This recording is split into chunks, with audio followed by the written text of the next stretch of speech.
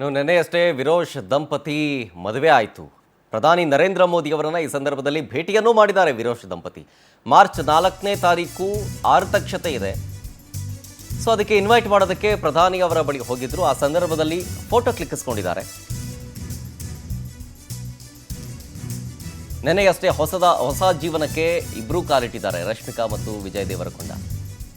ಪ್ರಧಾನಿ ಮೋದಿ ಸೇರಿ ಹಲವು ರಾಜಕಾರಣಿಗಳಿಗೂ ಕೂಡ ಆಹ್ವಾನ ಮಾಡಲಾಗಿದೆ ಆರತಕ್ಷತೆಗೆ.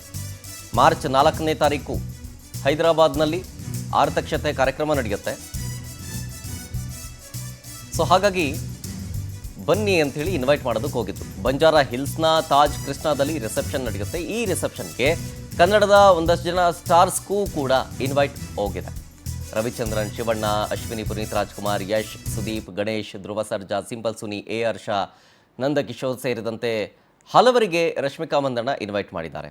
ಇದು ನರೇಂದ್ರ ಮೋದಿ ಅವರನ್ನು ಭೇಟಿಯಾದ ಸಂದರ್ಭದ ಫೋಟೋ. ಇದು ನಿನ್ನೆಯಷ್ಟೇ ರಾಜಸ್ಥಾನದ ಉದಯ್ಪುರದ ITCಯಲ್ಲಿ ದಾಂಪತ್ಯ ಜೀವನಕ್ಕೆ ಇಬ್ಬರು ಕಾಲಿಟ್ಟಿದ್ರು.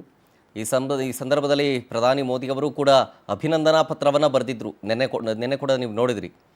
ಈಗ ವಿರೋಶ್ ಜೋಡಿಯ ವಿವಾಹ ಮಹೋತ್ಸವಕ್ಕೆ ಈಗ ಪ್ರಧಾನಿ ನರೇಂದ್ರ ಮೋದಿ ಅವರು ಶುಭ ಹಾರೈಕೆಯನ್ನು ಸಲ್ಲಿಸಿದ ನಂತರ ಅವರನ್ನೇ ಸ್ವತಃ ಖುದ್ದು ಭೇಟಿ ಮಾಡಿದ್ದಾರೆ ಇಬ್ಬರು ದಂಪತಿಗಳು.